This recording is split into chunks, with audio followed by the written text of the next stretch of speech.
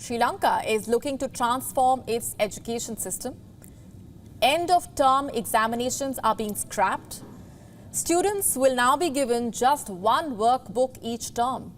Colombo says the idea here is to reduce the weight of the school bags and also to help the children keep their spine straight. But will these measures interfere with a child's learning curve? Here's a detailed report. There aren't too many people who would tell you that they love exams. The word is often synonymous to nightmares, sweaty palms, anxiety, and last-moment preparation. Which is why we are sure students in Sri Lanka are celebrating today. The country's education ministry has decided to relieve the students of the burden of exams. Starting in 2024, students in Sri Lanka will be able to take only one exam a year. How many do they currently take? Mostly one every term. So, say a school has 3 terms, spring, summer and winter, then the students have to take 3 exams every year. That comes down to 1 now. What's more, starting in 2024, students will have just one workbook for each term. So, if there are 3 terms, students will have just 3 workbooks for each academic year. Here's a question.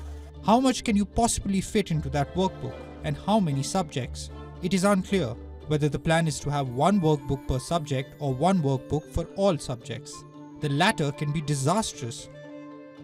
Sri Lanka's Minister of Education, Susil Premajayanta, says the reduction in workbooks will make the school bags lighter, also help the students keep their spine straight.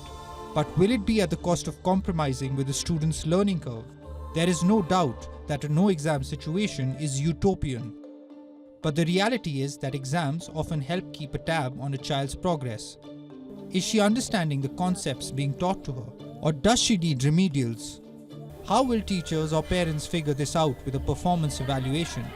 If a child underperforms or, God forbids, fails at the end of the year, she stands to lose a whole academic year, which again is less than ideal.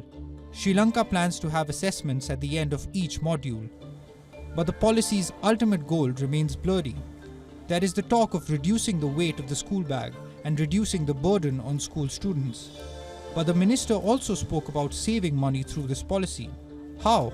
He said that one exam a year will save parents the money spent on private tuitions or coaching classes that promise to train the children for competition.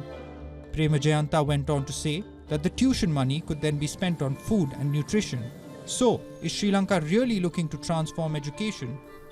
Or is this a way to help Lankans cope with the economic situation at the cost of basic learning?